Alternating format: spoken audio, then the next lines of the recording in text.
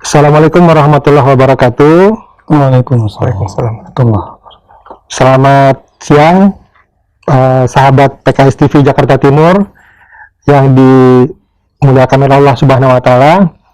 Alhamdulillah, pada siang hari ini atau pagi hari ini kita bertemu lagi dalam acara Talkshow PKS bersama buruh. Alhamdulillah, ini sudah masuk episode yang kedua, dan insya Allah pada hari ini kita akan membahas masalah yang cukup mengemuka ya pada saat ini, yaitu dampak COVID-19 terhadap dunia ketenaga kerja di DKI Jakarta. Insya Allah pada pagi atau siang hari ini sampai siang nanti kita akan bersama-sama dengan dua narasumber. Yang pertama adalah Bapak Dr. Andes Haji Muhammad Taufik Zulkifli, MM. Beliau adalah anggota Komisi B DPRD DKI Jakarta dari fraksi PKS. Dan saat ini juga beliau menjabat sebagai Ketua DPD PKS Jakarta Timur. Mungkin enaknya nanti kita panggil beliau dengan sebutan Pak MTZ ya, karena beliau terkenal di Jakarta Timur dengan sebutan MTZ. Yang kedua, narasumber kita adalah Bung Yusuf Suprapto. Beliau adalah Ketua DPD FSPLM SPSI DKI Jakarta. Nah, beliau ini baru terpilih nih, ya, baru terpilih ketua baru. Nanti kita akan lihat tayangan dari beliau. Nah, sebelumnya, kami mohon kepada seluruh sahabat PKS TV Jakarta Timur ya untuk memberikan like-nya, ya. Selanjutnya adalah untuk jangan lupa subscribe channel YouTube PKS TV Jakarta Timur atau PKS TV Jaktim. Seperti itu. Nah, mungkin selanjutnya kita akan lihat tayangan bagaimana sih Bung Yusuf Suprapto ini dalam kesehariannya memimpin DPD FSPLM SPSI DKI Jakarta.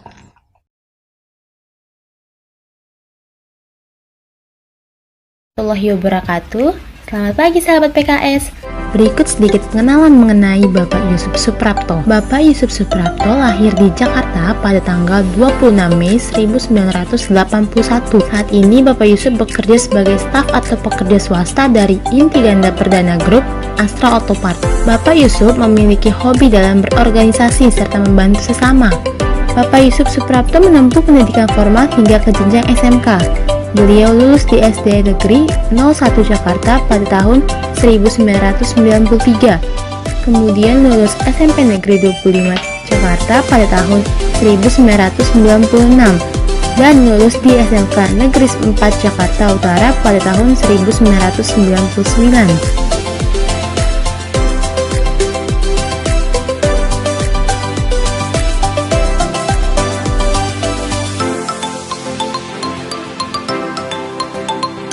Juga terlibat di berbagai macam jabatan pada serikat pekerja, salah satunya sebagai Ketua PUK SPLEM SPSI Inti Ganda Perdana Group Kelapa Gading Jakarta Utara dari tahun 2008 hingga tahun 2015. Dan yang terakhir, Bapak Yusuf Suprapto pernah melakukan banyak pelatihan atau training, dan beberapa diantaranya yaitu workshop Deep Power Engineering, lalu workshop Strategic Management, workshop LKSB Parted by Apindo Training Center, dan lain-lain.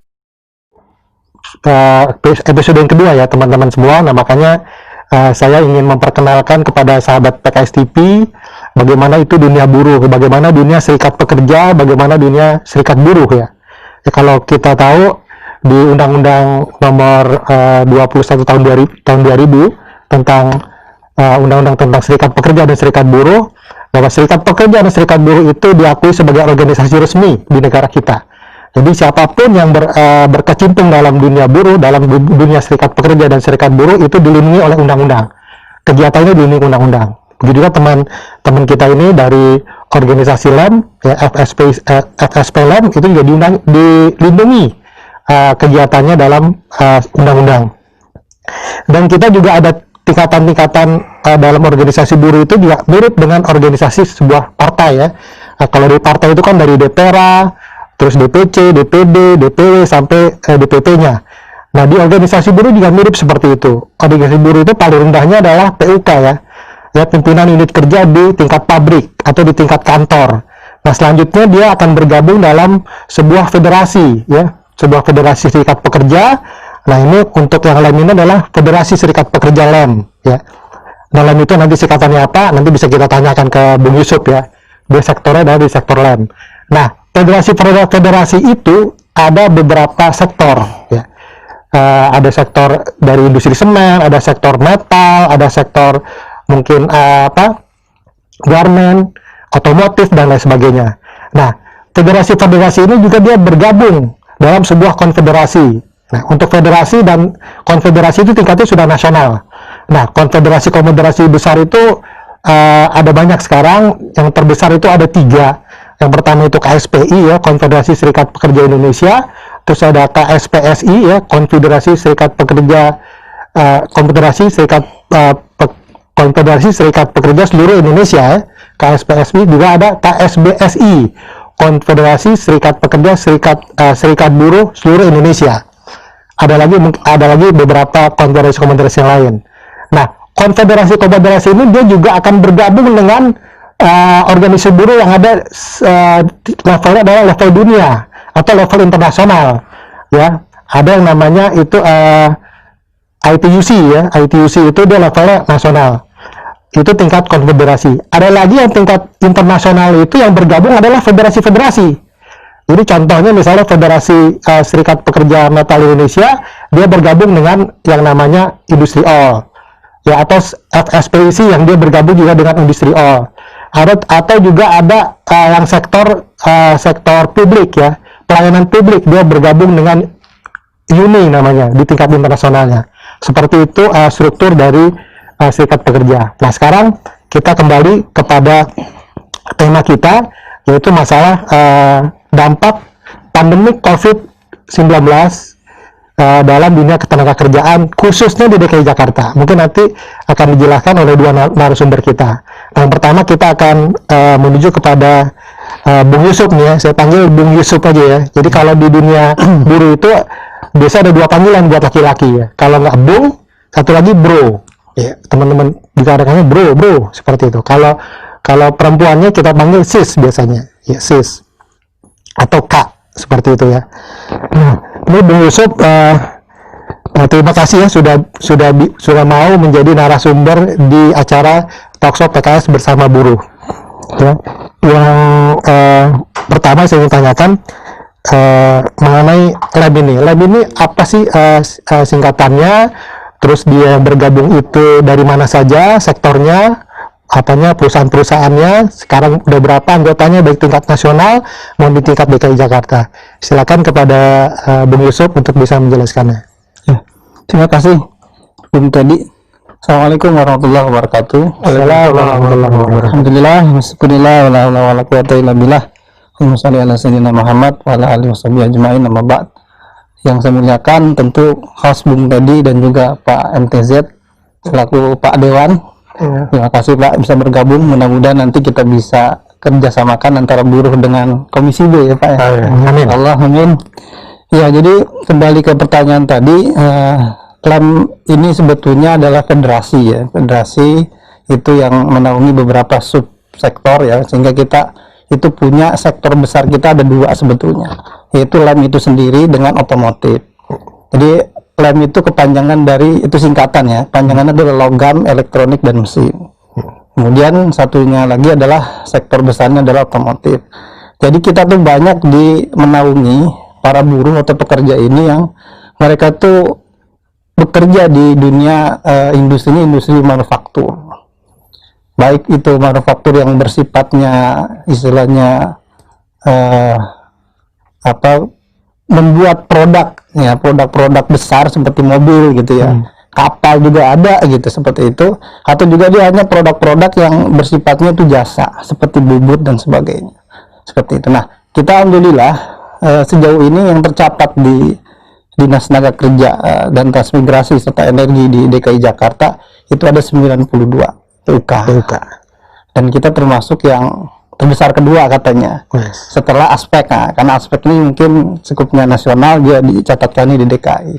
Nah, kembali lagi kepada LEM, dengan 92 PUK kita itu kita punya kurang lebih 50 ribuan, ya, anggota kita yang tersebar di DKI Jakarta, dan ada juga sebagian yang memang masih ada di luar DKI Jakarta. Kenapa bisa begitu? Karena memang anggota kita ini karena PUK multinasional sebagian besar ya bergabung di kita di LMSPS ini itu punya perusahaan atau punya pabrik itu ada di Jakarta dan juga ada di luar Jakarta, seperti di Kerawang, di Bekasi, dan ada sebagian di daerah Tangerang, Banten. Nah, inilah kira-kira organisasi Lemnan. Kita ini bergabung dalam federasi ini mengacunya kepada konfederasi SPSI. Jadi namanya itu Federasi Serikat Pekerja Logam, Elektronik dan Mesin Serikat Pekerja Seluruh Indonesia. Itu kira-kira seperti itu. Oke, terima kasih, Bung Yusuf. Mungkin selama ini apa saja kegiatan sih kalau di serikat pekerja atau serikat buruh itu, terutama di LEM itu? Baik, kegiatan kita itu sebetulnya struktur kita ke bawah ada ya. Jadi DPD LEM SPS ini kan tingkatnya provinsi. Kemudian kita di bawah kita ada DPC namanya. DPC ini adalah skupnya kota administrasi di Jakarta, karena Jakarta ini kan daerah khusus ibu kota, jadi dia tidak menggunakan kota madya gitu, jadi kota administrasi. Nah, kita punya ada tiga DPC, yaitu DPC di Jakarta Barat, Jakarta Timur, dan di Jakarta Utara. Nah, masing-masing DPC ini mereka punya bawahnya lagi, struktur ke bawah, yaitu PUK. Nah, setiap PUK kita ini ya mereka langsung ke anggota, sehingga PUK kita itu mereka kita sebut dengan serikat pekerja afiliasi. Nah, dari kita tadi saya sebutkan ada 92 ya kurang lebih PUK kita yang tergabung di sana. Itu kegiatan-kegiatan mereka adalah bagaimana mereka itu melakukan advokasi dan juga edukasi terhadap anggotanya di lingkup perusahaan. Nanti setelah itu di DPC ini di lingkup kota administrasi, dan kita di tingkat provinsi. Tentu di atas kita juga ada tingkat nasional, yaitu DPP. Kira-kira seperti itu gambaran bentuk struktur organisasi secara hierarkinya di dalam LMSPSI. Oke, luar biasa ya. Kan 92 ya? 92. Cukup banyak ya, 50.000 lebih ya anggotanya. Ya, kurang lebih. Alhamdulillah. Nah, selanjutnya selama ini terutama nih setelah pandemi COVID ya, mungkin setelah Februari ke sini, tentunya kan pandemi COVID itu pertama itu kan berdampak kepada pertumbuhan ekonomi kita ya. Pasti. Pertumbuhan ekonomi kita di kuartal 1 itu cuma 2,7 sekian, terus di kuartal 2 ini minus malah ya. Jadi minus 5,32% saat ini. Tentunya itu berdampak kepada dunia usaha jadi semacam berhenti gitu ya, bisa berhenti, tentunya berdampak kepada pekerjaannya. Nah, apakah sudah sampai nih masalah-masalah ini ke FSP LEM nih? Silakan diceritakan. Ya, jadi gini Bung, kalau cerita jadi sedih, nggak apa-apa ya. Ya. Jadi dampak pandemi COVID-19 ini sebetulnya persoalan utama itu kagak persoalan kesehatan sebetulnya kan, karena ini adalah persoalan virus gitu ya, sehingga mengganggu kesehatan. Dan ini kan pandemi ini bukan hanya Indonesia, bukan hanya di Jakarta saja, tapi juga mendunia, mengglobal gitu. Itu harus kita akui, dan kita harus bagaimana mempreparation untuk penanganan itu semua. Nah, kembali ke kita, ke dalam negeri, artinya ke DKI Jakarta, terutama kita sendiri khusus di LEM, pasti itu ada dampak. Pasti. Kenapa? Otomatis kegiatan bisnis itu terhenti. Saat terjadi pandemik itu ya, di awal-awal di Februari itu kan, semua tuh melakukan lockdown istilahnya. Lockdown di internal masing-masing perusahaan, dan secara sales ya, itu turun. Perusahaan-perusahaan yang ada di lingkup PUK kita itu turun, salesnya itu bahkan ada yang sampai 64%, bahkan ada juga yang lebih daripada itu.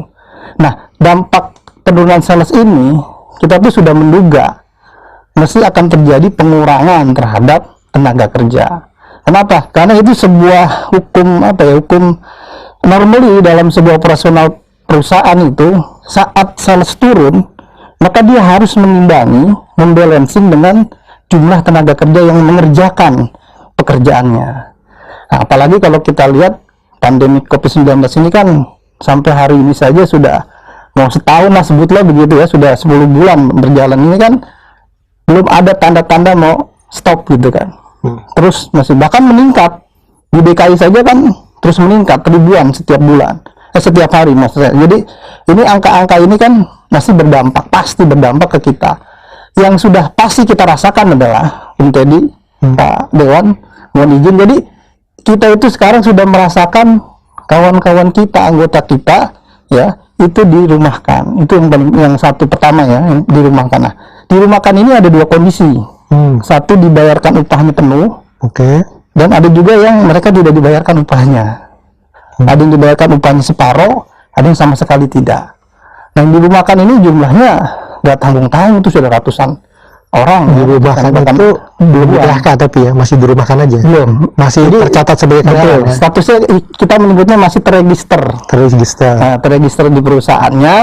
Namun karena mau apa dia masuk, kan perusahaan nggak bisa jalankan produksi dengan normal. Walaupun kita sebut dengan back to new normal gitu begitu, tapi sebetulnya secara bisnis itu belum normal. Gitu. Karena mereka masih, bisnis itu kan masih wait and see seperti itu. Itu dampak yang pertama. Jadi dirumahkan. Dirumahkan tadi ada kondisi dia dibayarkan upahnya, ada yang tidak dibayarkan sama sekali, dan ada yang dibayar cuma separuh. Nah, ini semua memang kembali ke apa namanya, perundingan yang terjadi antara tadi di tingkat PUK yang kita sebut dengan PUK tadi, kemudian berunding dengan manajemen di perusahaannya. Nah, kemudian dampak yang kedua adalah PHK. Nah, PHK ini bukan tidak terjadi, terjadi. Bahkan di kita, sektor kita ini juga terjadi PHK-an terhadap beberapa karyawan kita. PHK ini kan sebetulnya gini, perusahaan ini kan sudah tidak bisa lagi mempertahankan jumlah karyawannya, bekerjanya dengan order yang turun tadi. Yang harus dilakukan adalah pengurangan tenaga kerja. Nah, yang paling memungkinkan oleh perusahaan adalah manajemen adalah mengurangi pekerja yang disebut dengan PKWT, kerja kontrak. Itu yang paling mudah seperti itu. Nah, kemudian ada juga perusahaan yang dalam kondisi sangat sulit sehingga mereka harus menutup perusahaannya. Ada juga seperti itu. Setidaknya kita mencatat ada dua ya di kita di LMSPS itu, anggota kita yang dua perusahaan di Jakarta Barat itu mereka betul-betul melakukan PMHK-an terhadap karyawan karena perusahaan tidak mampu lagi untuk berproduksi.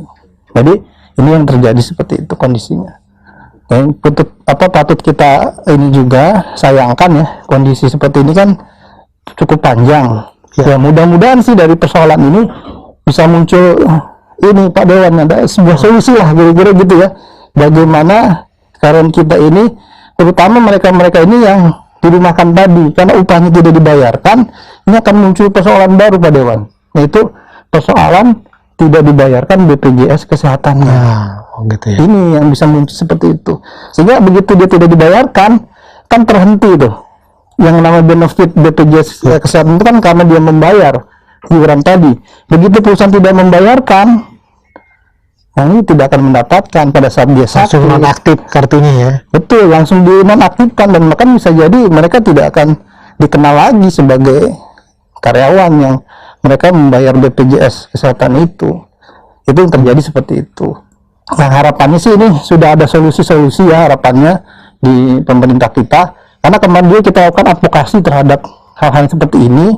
Itu ternyata dari dinas, entah dinas tenaga kerja langsung atau dinas sosial bekerja sama gitu ya, itu mereka mengalihkan pekerja-pekerja yang masuk kategori dirumahkan, itu diambil alih oleh pemerintah provinsi, kemudian dimasukkan ke dalam yang kategori kelas 3 di BPJS kesehatan itu. Gitu. Itu yang saya lakukan advokasi seperti itu. Alhamdulillah sudah ada kerjasama dengan BPJS Kesehatan, sehingga teman-teman kita yang terdampak dirumahkan ini tidak dibayarkan upahnya, kemudian tidak dibayarkan BPJS Kesehatannya, itu bisa tertanggulangi ya, kesehatannya itu, JKN KIS-nya itu tidak terganggu juga. Mudah-mudahan sih ini bisa menyeluruh gitu maksud saya, jadi bukan hanya sekedar ada kasus per kasus saja, tapi ini adalah advokasi yang telah kita lakukan gitu Bung Tendi. Luar biasa ya. Perjuangan dari teman-teman LEM ini ya untuk bisa mendapatkan misalnya ke hak-haknya ya, hak-haknya, hak upah itu kan memang hak yang fundamental ya bagi kita, bagi buruh itu ya. Jadi ada 3 kalau kita lihat itu dalam dunia buruh itu. Yang pertama itu adalah kepastian upah. Bagaimana kepastian upah itu selalu diperjuangkan oleh serikat pekerja dan serikat buruh. Yang kedua adalah kepastian pekerjaan. Ya, ada pekerjaan memang dia dilakukan ya. Yang ketiga itu adalah kepastian atau istilahnya jaminan sosial. Jadi jaminan sosial pasti tadi ada BPJS-nya, bagaimana pensiunnya, ya, bagaimana asuransi kesehatannya, itu juga ada. Bagaimana setiap buruh atau setiap pekerja itu mempunyai tiga kepastian ini minimal. Oke, mungkin selanjutnya Bung Yusuf, mungkin ada permasalahan-permasalahan lain yang penting saat ini. Saat ini sudah masuk bulan September ya. Nah, biasanya itu di September sampai November ini adalah perjuangan buruh, terutama di tingkat provinsi itu luar biasa karena memperjuangkan yang namanya UMP, ya upah minimum provinsi ya. Nah, bagaimana nih persiapan dari teman-teman di LM? Ya, soal pengupahan ini jadi rutinitas agenda kita ya. Setiap tahun kita berusaha untuk mendapatkan upah yang layak gitu ya. Tentunya untuk semua karyawan, untuk semua anggota kita, dan tentu untuk buruh atau pekerja secara umum. Nah, di DKI Jakarta ini memang sudah 3 tahun terakhir ini kita kan ada survei pasar namanya ya. Survei pasar ini kan dilakukan untuk melihat jumlah nominal KHL yang sebetulnya dibutuhkan oleh buruh, dan ini nanti KHL ini akan dikonversikan untuk ditetapkan upah minimum provinsinya sehingga menjadi acuan KHL ini. Nah, tapi ya alhamdulillah sampai sejauh ini nih Pak Dewan sekalian laporan ya, sampai bulan September ini sih belum ada tanda-tanda nih, belum ada hilal untuk dilakukan survei pasar. Itu yang pertama yang jadi kendala kita.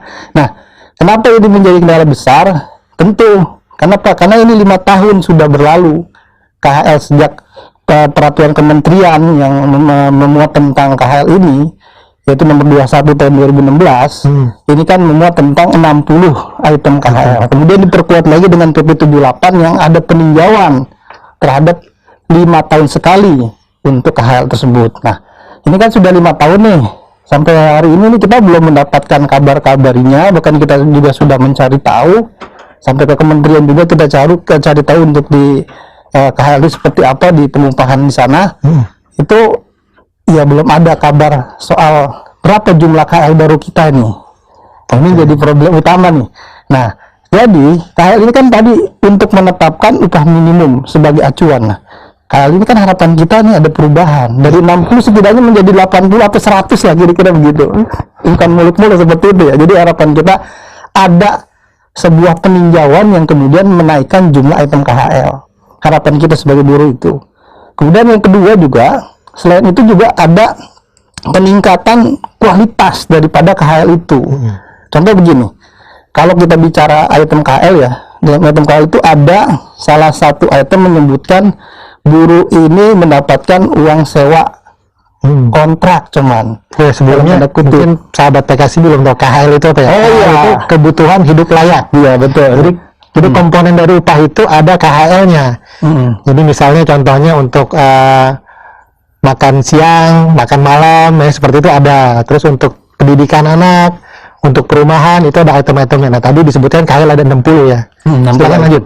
Nah, jadi kebutuhan hidup layak ini kan seseorang itu kan wajib untuk hidup layak. Oleh karenanya itu dibuatlah sebuah aturan oleh pemerintah kita. Nah, keluarlah namanya peraturan menteri atau keputusan menteri nomor 16 tadi tahun nomor 21 tahun 2016. Nah, ini kan memuat ada 60 komponen kebutuhan hidup layak untuk lajang, kita tahu untuk lajang. Nah, di DKI ini kan kita harus seperti sudah kebiasaan yang lalu, sudah 3 tahun terakhir ini kita melakukan survei pasar gitu ya. Ini harus tetap dilakukan survei pasar itu sehingga KHL ini betul-betul nyata. Berapa sih nominal yang dibutuhkan untuk seorang lajang untuk hidup layak di DKI Jakarta? Itu harapan kami seperti itu. Ini ada upaya segera dilakukan survei pasar untuk melakukan berapa sebetulnya jumlah kebutuhan KHL di DKI Jakarta ini. Dan DKI ini kan ibu kota loh ya. Sehingga harus menjadi sebuah epicentrum, bukan hanya pandemik COVID-nya aja epicentrum, tapi juga kebutuhan hidup layaknya juga menjadi epicentrum, menjadi barometer buat daerah-daerah lain. Itu harapan kami seperti itu. Dan tadi bukan hanya jumlahnya yang kita minta supaya ditingkatkan menjadi 100 atau 84 ya, hitungan kita tuh seperti itu. Nah, itu pun secara kualitas pun harus demikian. Tadi yang saya sampaikan bahwa salah satu item itu buruh itu hanya dimasukkan dalam komponen KHL itu adalah sewa untuk kontrak rumah. Nah, DKI Jakarta kan punya program nih Pak Dewan, mohon maaf nih, mohon izin, jadi punya program yang namanya perumahan buat kaum buruh gitu ya, dengan DP 0 rupiah.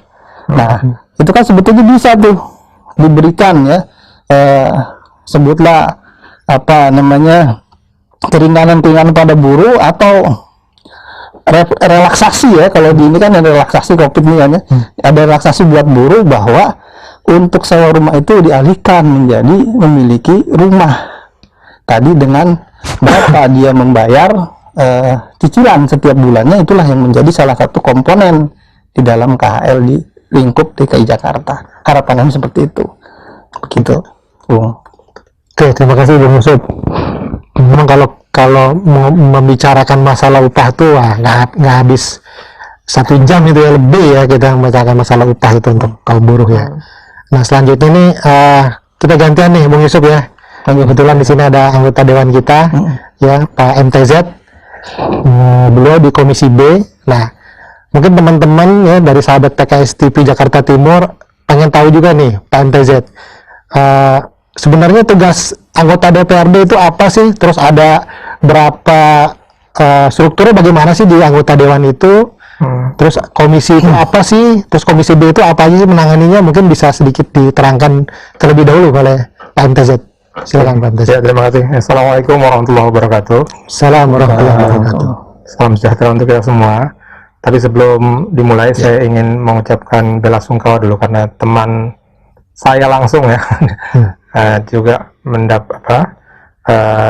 Bapak Dani Anwar dan Ibu Umi Kulsum, yaitu mendahului kami semua 16 anggota DPRD PKS Jakarta Timur itu kehilangan 2 orang terbaiknya ya, karena COVID-19 ini kan temanya juga COVID, dampak COVID terhadap tenaga kerja gitu ya. Betul. Dan kemudian kemarin juga secara PKS kita juga kehilangan, ada 2 sebenarnya kemana tuh ya. Satu adalah tenaga ahli dari Bapak Muzamil, tenaga ahli di DPR. Kemudian satu lagi adalah lawyer atau pengacara andalan PKS, yaitu Bapak Agus Oto ya. Semuanya berkaitan dengan COVID sebenarnya ya, langsung maupun tidak langsung. Jadi saya atas nama pribadi dan atas nama PKS Jakarta Timur mengucapkan bela sungkawa. Semoga semua yang telah pergi ditempatkan di tempat yang terbaik di sisinya. Amin ya rabbal alamin.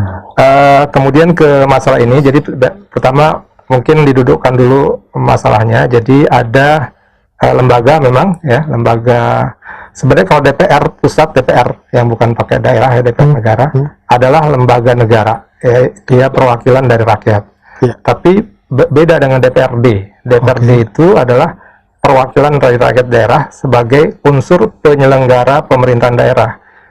Jadi kalau DPR dengan legislatif dengan eksekutif di negara itu seimbang ya. Jadi DPR itu bisa menjatuhkan presiden misalnya, atau bisa meminta pertanggungjawaban dari presiden dengan lebih lantang. Tapi kalau DPRD dari undang-undangnya nomor 17 tahun 2014 ditekankan bahwa dia adalah unsur penyelenggara pemerintahan daerah. Jadi bersama-sama dengan eksekutif, bersama-sama dengan gubernur itu menyelenggarakan pemerintahan di daerah ya. Daerah, semua daerah ya, termasuk di Jakarta ya. Nah, tugasnya sebenarnya ya disimpulkan cuma 3 sebenarnya. Yang pertama adalah legislasi, kemudian yang kedua adalah budgeting, anggaran ya, yang ketiga adalah pengawasan. Yang pertama itu legislasi, artinya memang membuat peraturan-peraturan daerah bersama gubernur ya. Bagaimana misalnya tadi tentang buruh atau tentang ketenaga kerjaan, itu ada peraturan-peraturan daerah ya yang bisa dihasilkan untuk misalnya tadi tentang UMR atau tentang apa tadi jaminan BPJS dan lain-lain. Nah, itu tugas dari DPRD. Kemudian yang kedua adalah anggaran. Anggaran adalah setiap tahunnya. Nah, ini biasanya yang memang menjadi andalan dari kami DPRD untuk bargaining, negosiasi dengan pemerintahan.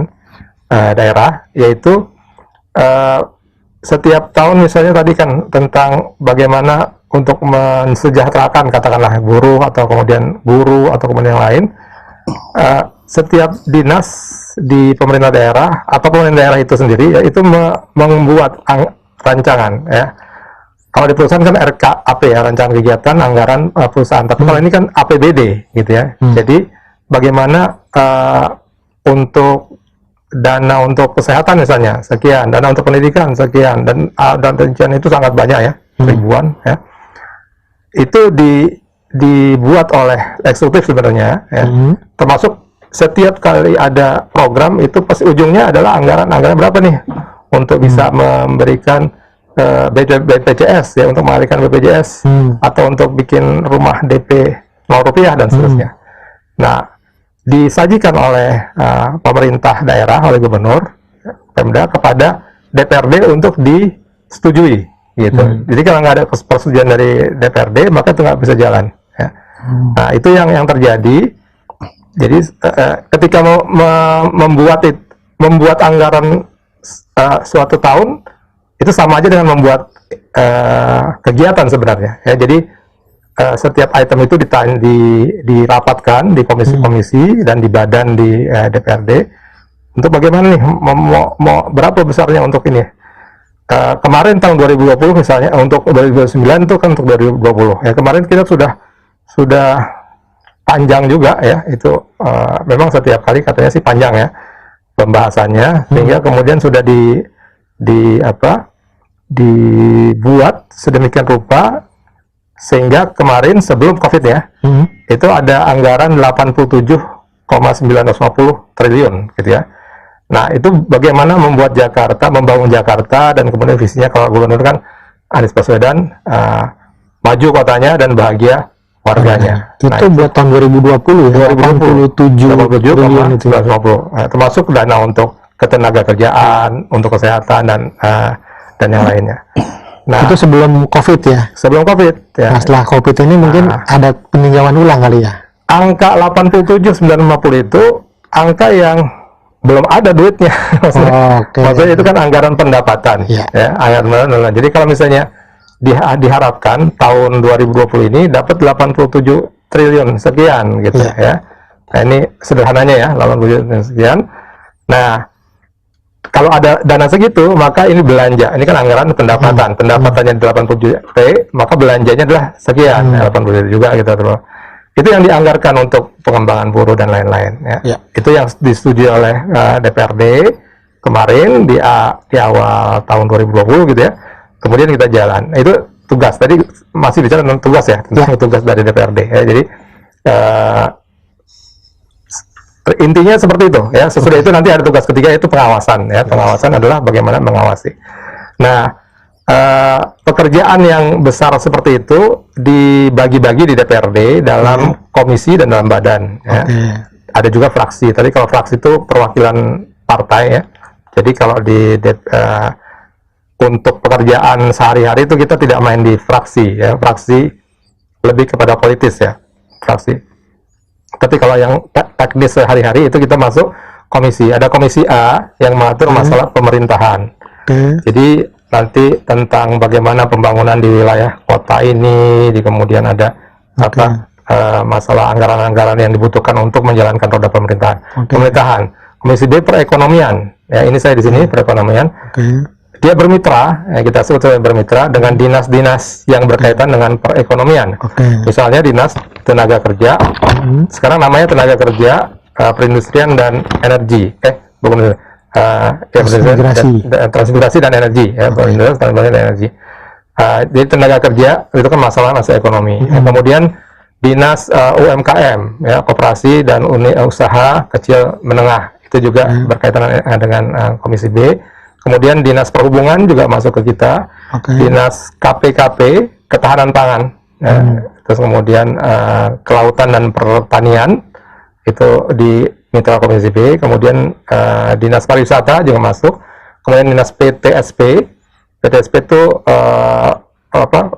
satu pintu ya, perizinan Pelayanan terpadu satu pintu ya. Jadi itu tentang izin-izin terkait juga dengan ekonomi. Kemudian selain itu untuk Komisi B ada BUMD ya, BUMD. Nah, Komisi B adalah perekonomian, Komisi C tentang keuangan, tentang pajak, retribusi dan lain-lain. Komisi D tentang infrastruktur pembangunan, jadi mau bangun jembatan, bangun segala macam di Jakarta ini. Komisi E tentang kesejahteraan sosial, tentang pendidikan, rumah sakit, termasuk sosial. Ya. Jadi tadi kalau dikatakan dinas apa yang mengurus tentang COVID. Nah, kemudian kembali ke masalah APBD, ketika kemudian di akhir Februari dan awal Maret itu muncul COVID, ya, mulai di Depok ada 2 orang dan kemudian seterusnya, ini sangat berdampak ya. Itu nanti ceritanya mungkin kita bisa kilas balik ya, bahwa sebenarnya Jakarta itu yang paling tanggap terhadap COVID ini, sehingga di awal itu sudah menutup tempat pariwisata itu duluan ya, DKI Jakarta ya, semua tutup, kemudian hotel, stay at home, sekolah dan seterusnya. Nah, ternyata memang dampak dari COVID ini ya pertama adalah kesehatan. Memang kita, gubernur kemarin visinya ingin supaya warga Jakarta aman, nggak boleh ada yang mati nggak boleh ada yang mati karena COVID gitu kan. Itu visinya lah gitu. Kemudian diatur sedemikian rupa. Nah, tapi kemudian ternyata COVID ini sangat berimbas pada ekonomi ya. Jadi masalah kesehatan, kemudian kedua masalah ekonomi. Ekonomi itu ketika kita harus stay at home, kemudian restoran ditutup, toko-toko ditutup, pariwisata ditutup, terus kantor juga kan jadi tidak beroperasi ya, karena mengurangi penularan gitu ya. Maka ya ekonomi nggak jalan ya, sehingga kemudian harus diberi bantuan sosial rakyat, warga ya, secara nasional dan secara DKI. Saya bicara tentang DKI saja ya. Kemudian nah itu jadi yang menangani sudah bukan hanya dinas tenaga kerja atau dinas kesehatan, tapi udah harus menyeluruh ya. Ada dinas sosialnya, kemudian dinas pariwisata juga, dinas yang lain ya. Jadi memang kalau kita pelajari ya, saya sebenarnya udah ngumpulin pergub-pergub yang dikeluarkan itu sebenarnya sudah banyak, sudah arahnya itu bagaimana kesehatan kita jaga supaya tidak tinggi penularannya, tapi kemudian ekonomi gimana caranya. Kemudian ada relaksasi tadi ya, relaksasi dari masalah-masalah yang berkaitan dengan pajak, atau kemudian misalnya restoran atau toko-toko atau kantor tutup, itu kan sangat-sangat mengurangi pendapatan yang sudah diangan-angankan 87 T ya. Jadi itu kan turun semua sampai hampir tinggal 53 T, bahkan 48 T, jadi turun hampir setengahnya. Nah, jadi itu semua memang harus dihitung lagi ya, bagaimana ini menangani COVID, kesehatannya terjaga, tapi ekonominya juga jangan anjlok seperti ini ya. Nah, sehingga kemudian banyak masukan dari masyarakat kepada anggota DPRD ya, termasuk dari para buruh atau tenaga kerja ya. Jadi di PKS saja gitu ya, di fraksi PKS itu kita udah datang dari Damkar tuh dari Serikat Pekerjanya, kemudian dari Pamjaya, kemudian dari wedding dari perusahaan, ternyata banyak sekali pengusaha wedding organizer. Itu bukan hanya weddingnya ternyata ya, dia berkaitan juga dengan yang pengusaha bunga gitu ya, bisnis supportingnya ya. Terus kemudian sound system, kemudian itu kan ternyata banyak sekali ya. Terus kemudian pakaian pengantin dan seterusnya. Nah, mereka datang ke DPRD waktu masih PSBB sangat ketat ya, itu minta supaya ini kita nggak mati karena COVID, tapi mati karena kelaparan gitu. Tolong pemerintah DKI membuka gitu ekonomi lagi gitu, supaya kita bisa bergerak. Kalau mengandalkan hanya bantuan sosial itu nggak bisa ya.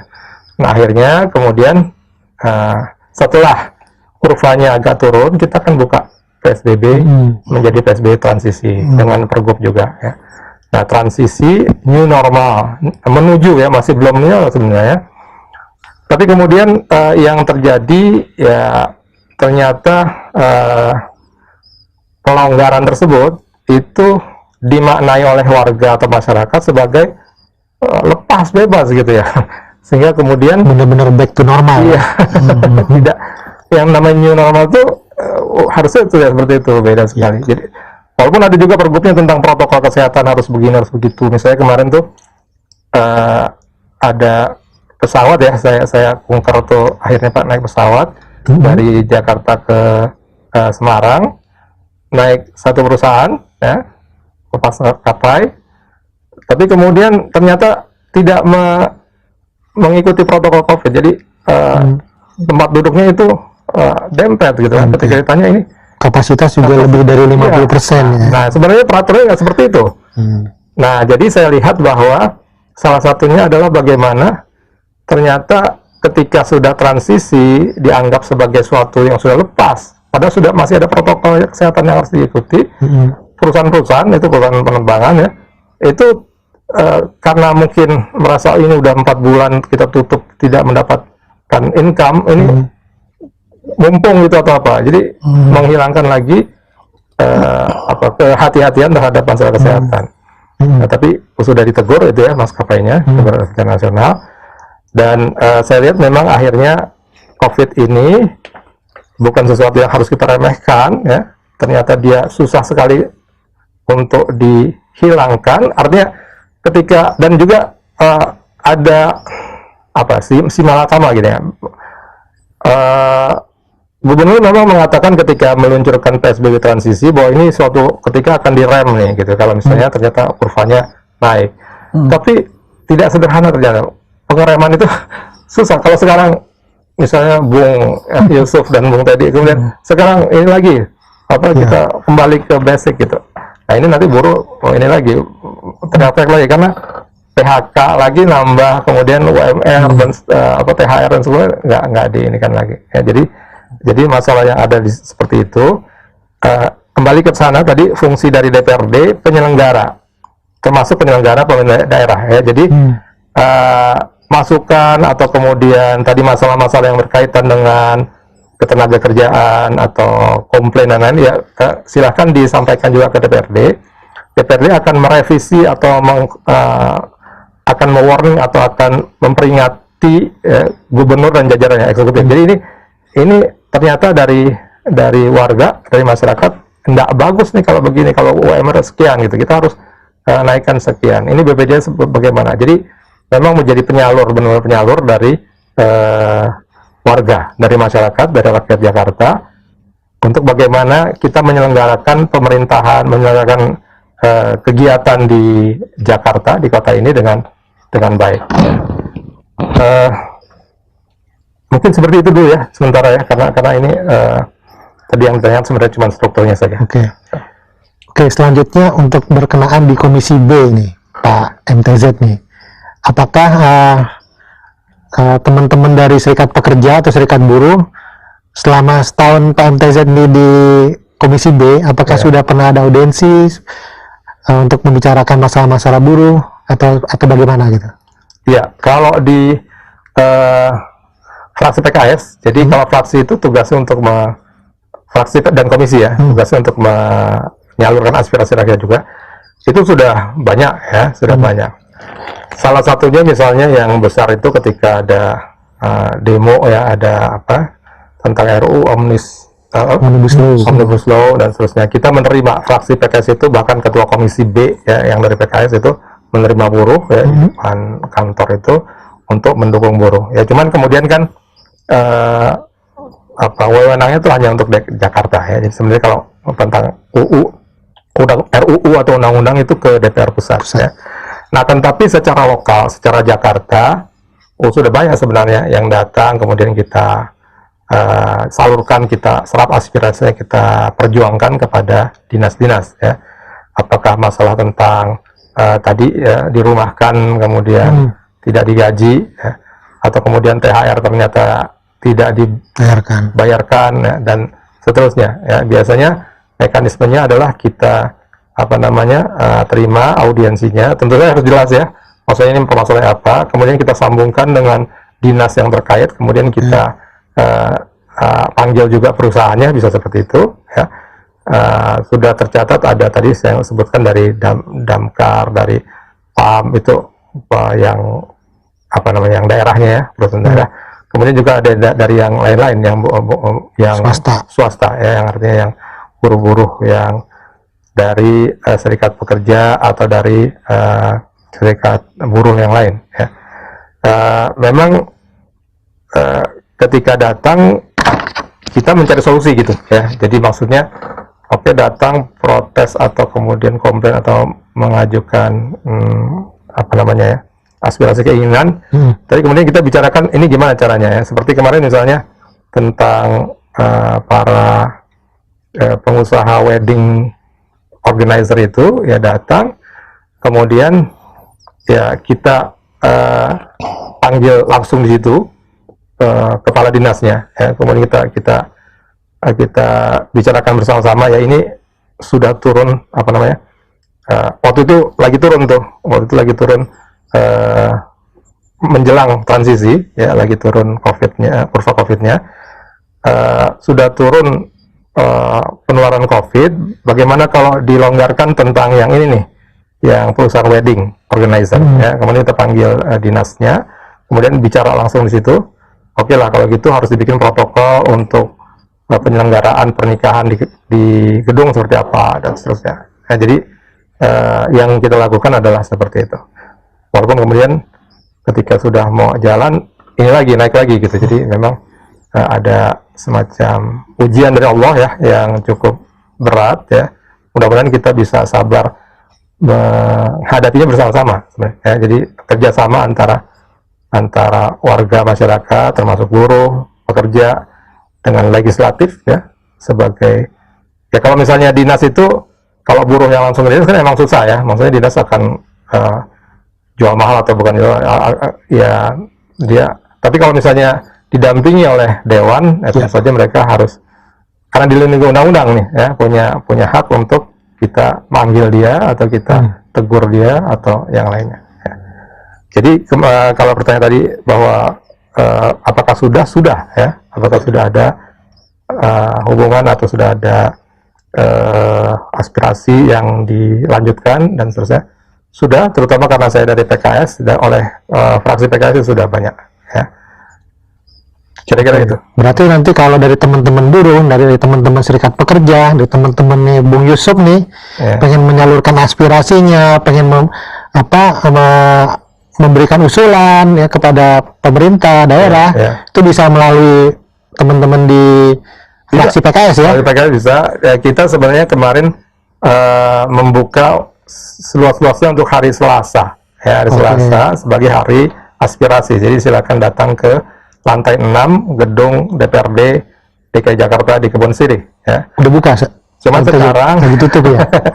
Karena COVID ya, 3 minggu terakhir ini itu ditutup ya, karena mau disinfektan, kemudian para staff dan alatnya diswab dan seterusnya ya, kita masih tutup, tapi sedang diusahakan apakah nanti mungkin bisa dipindah jadi aspirasinya ke kantor DPD PKS atau kantor DPW PKS ya di Jakarta ya. Tapi ya mohon doa juga, kita termasuk nih alat PKS di DPRD termasuk yang resiko tinggi gitu ya. Resiko tinggi itu tertular dan menularkan, ini takutnya seperti ini menularkan. Jadi kita memang sekarang sangat menjaga protokol kesehatan COVID. Oke, terima kasih Pak MTZ. Nah, selanjutnya kita masuk ke sesi tanya jawab nih. Ya, kepada sahabat PKS TV Jakarta Timur, dipersilakan untuk mengajukan pertanyaannya. Mungkin sudah ada yang dari live chat channel YouTube PKS TV Jaktim ya, atau bisa juga mengirimkan pesan ke WA ya, ke WhatsApp di nomor 0877 8824 4252 ya. Nah, ini ada pertanyaan nih. Bagaimana pendapat Bapak nih, para pembicara, tentang ekonomi Indonesia ke depan ditambah dengan fenomena PHK pegawai di satu sisi dan tidak beroperasinya perusahaan karena pandemi ini. Mungkin dari Bung Yusuf dulu. Silakan Bung Yusuf. Ya, situasi kondisi sekarang memang bahkan Presiden dengan warning ya. Kalau sampai kuartal 3 ini kita minus, tumbuhan ekonomi itu masuk resesi. Oke. Nah, jadi waktu kuartal 2 itu kan nasional kita kan tumbuhan ekonomi ini minus. Ya. Sampai di minus di angka Minus 5,32. Nah, dan prediksi kuartal 3 itu juga banyak para pengamat tuh masih di minus antara 1,1 sampai dengan 0,2 minus. Oke. Artinya potensi resesi sangat tinggi gitu. Nah, kalau resesi ekonomi ini terjadi, otomatis itu akan berdampak kepada dunia industri. Gitu, Bung. Jadi memang harus kita persiapkan secara serikat pekerjaan, kita menyiapkan bagaimana supaya anggota-anggota kita ini yang bisa terjadi ya PMHK-an massal sebutlah begitu, mulai dari advokasinya kita harus siapkan, kemudian juga bagaimana membangun, mensinergikan dengan tadi penyelenggara negara ini kepada anggota dewan, kepada SKPD terkait, itu bagaimana caranya untuk bisa mengamankan setidaknya mereka yang ter-PHK ini memiliki pekerjaan yang menambah income-nya setelah itu. Nah, ini kan menjadi yang penting seperti itu. Jadi menurut saya ini tidak bisa dihindari. Kondisi ini kan sudah, pandemi COVID-19 ini kan sudah mendunia, dan kita ini kan cuman berdampak saja di Indonesia ini, terutama di Jakarta. Gitu, Bung, menurut saya. Jadi harus kita siapkan semuanya, itu harus dimulai dari sekarang. Gitu. Oke. Dari Pak MTZ gimana? Iya, jadi ini pandeminya mungkin akan panjang ya, akan tidak sebentar, dan ini sudah bukan hanya kesehatan dan ekonomi, tapi juga sudah sosial. Ada tadi misalnya orang-orang yang tidak bekerja itu terpaksa tidak bekerja ya, itu akhirnya nanti berdampak pada masalah kriminal sosial, ya, kriminalitas atau yang lainnya ya, sehingga memang penanganannya harus secara komprehensif semua ya. Jadi salah satunya misalnya ketika terpaksa ada PHK, itu PHK kan terpaksa, perusahaan juga nggak mau turun omsetnya gitu kan, maka negara atau dalam hal ini pemerintahan daerah lah ya, daerah ya, kalau kita bicara tentang negara nanti mungkin skopnya terlalu besar, harus mencari cara supaya bagaimana bisa bekerja tapi tidak tergantung pada perusahaan misalnya gitu ya, tidak tergantung pada orang lain ya. Jadi kemarin yang sudah diupayakan oleh Komisi B atau oleh saya sebagai anggota dari fraksi PKS Komisi B itu antara lain adalah bagaimana supaya ada pekerjaan-pekerjaan lain, misalnya bagaimana ketahanan pangan setiap keluarga tuh bisa terjaga ya, misalnya dengan apakah beternak ikan ataukah hidroponik dan lain-lain di rumahnya masing-masing ya, yang bisa kami lakukan pada saat ini, yang kita akan lakukan seperti itu ya. Terus kemudian juga memang akan sangat mengubah nih, COVID ini mengubah konstelasi dari bisnis apa yang bagus dan apa yang turun gitu ya.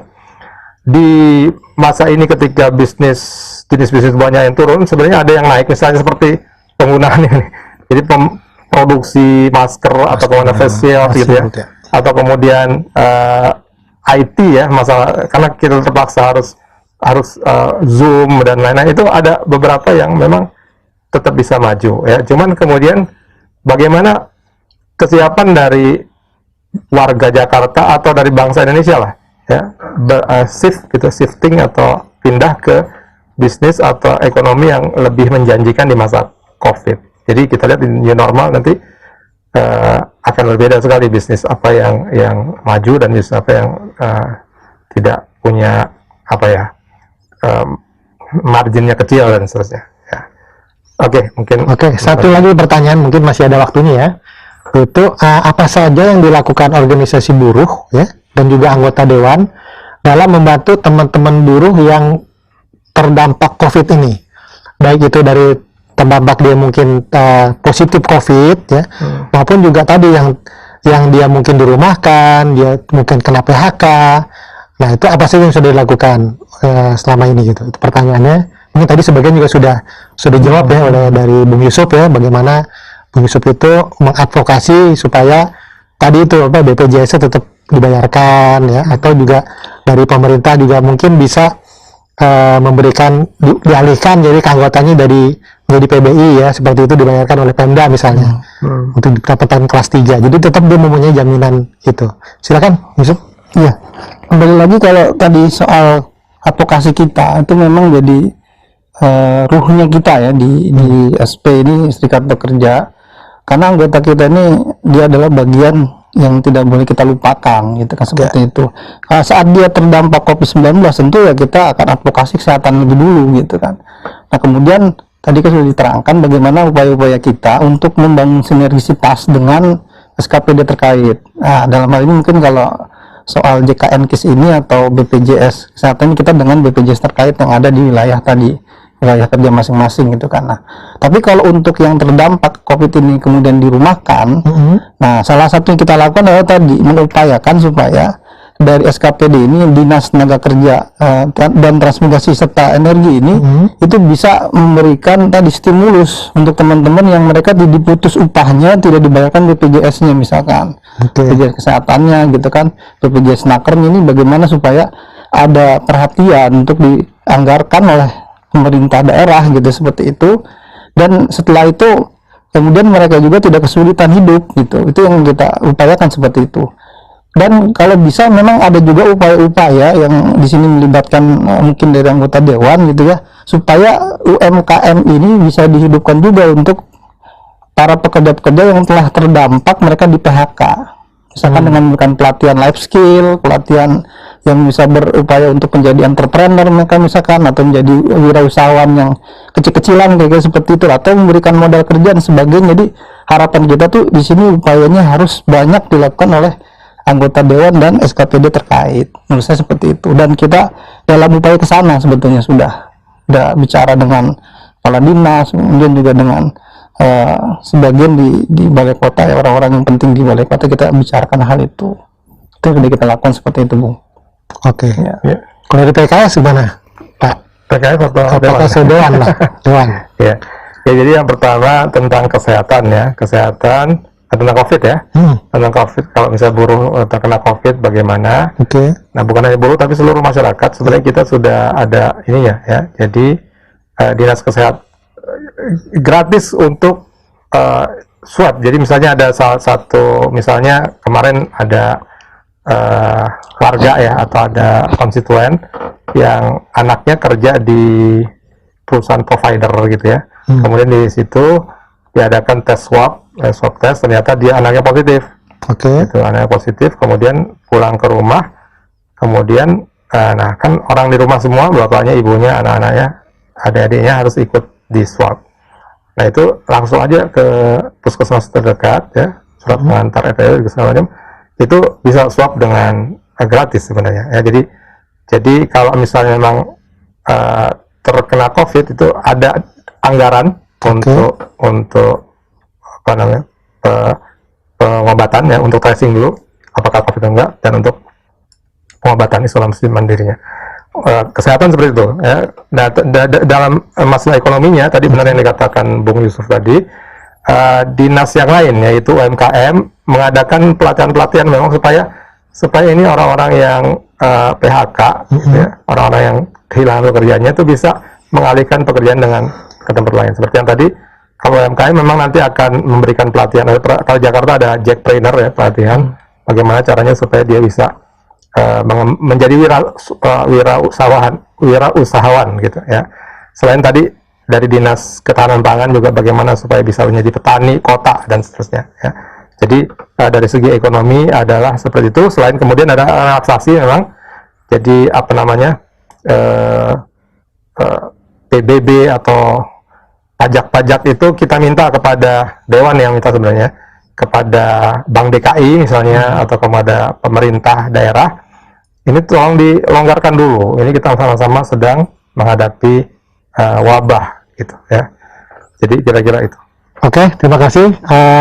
Sahabat PKS TV Jakarta Timur, mohon maaf ya, waktu kita terbatas. Sedikit lagi kita sudah akan masuki zuhur ya. Nah, saya minta nih mungkin 1 menit atau 2 menit lah closing statement nih dari masing-masing narasumber nih. Kita mulai dari Bung Yusuf, silakan Bung Yusuf. Ya, terima kasih. Jadi kalau kembali kepada persoalan buruh yang terbesar itu ya, Pak Dewan nih, Pak MTZ, jadi yang utama itu adalah persoalan transportasi. Yang kedua persoalan perumahan, ketiga persoalan kesehatan, dan yang keempat persoalan pendidikan. Kalau di DKI Jakarta ini persoalan transportasi, rasanya memang perlu dikasih stimulus buat para buruh. Misalkan ini pajak PKB-nya, kendaraan bermotornya itu mungkin dinolkan gitu, dinihilkan misalkan gitu. PBB ya. Seperti itu ya. Seperti PBB ya. Iya betul. Kalau PBB kan bumi dan bangunan, nah ini kendaraan bermotornya kan. Kalau kendaraan bermotor kan larinya ke provinsi itu ya, pajak gitu kan, seperti itu. Itu sebagai contoh saja. Dan juga yang kedua untuk perumahan tadi seperti yang di awal saya sampaikan, ada sebuah sinergisitas antara programnya pemerintah dengan kebutuhan KHL buruh tadi. Misalkan tadi mengalihkan dari kontrak rumah menjadi memiliki rumah dengan DP 0 rupiah. Itu yang kedua. Yang ketiga soal kesehatan, harapannya persoalan kesehatan ini ke depan dengan adanya COVID-19 ini, sehingga pemerintah ada concern untuk memberikan subsidi terkait masalah, sebutlah iuran-iuran BPJS-nya itu di cover sementara, terutama bagi yang mereka dirumahkan atau terdampak COVID-19. Yang ketiga. Yang keempat soal pendidikan, harapan kami juga pendidikan ini kan ada KPJ di kita, program di Provinsi DKI Jakarta, Kartu Pekerja Jakarta. Nah, harapannya bisa ditingkatkan juga untuk penerimanya ini bisa lebih luas lagi, bisa lebih banyak lagi, dan syukur-syukur bisa semua buruh yang ada di DKI, bukan hanya KTP yang ada atau bermukim di DKI Jakarta saja. Harapan kita seperti itu. 4 poin besar inilah yang menjadi concern persoalan buruh yang harapannya bisa disinergikan dengan para penyelenggara negara, terutama di pemerintah daerah ini, supaya buruh makin bahagia karena ya, kotanya juga bagus gitu ya. Nah, jadi istilahnya kan begitu, kotanya maju kotanya, maju bahagia buruhnya, kira-kira gitu Pak Dewan ya. Terima kasih. Oke, terima kasih. Silakan Pak MTZ. Iya, ini closing statement untuk menanggapi. Jadi memang tentang transportasi, tentang perumahan, tentang tentang kesehatan dan pendidikan, kita sama-sama ya berupaya supaya itu semua bisa dimajukan atau bisa disejahterakan untuk warga Jakarta, bukan hanya buruh, sebenarnya semua ya warga Jakarta. Dan memang pada kenyataan dia akan berkaitan dengan pendapatan asli daerah ya, pendapatan Jakarta itu. Kalau kita mau tadi menurunkan misalnya SNK ya, maksudnya pembayaran pajak kendaraan bermotor, maka artinya memang akan turun pemasukan untuk Jakarta. Nah, padahal kan kita juga nanti minta supaya ada BPJS tadi kan. BPJS-nya uangnya dari mana nih?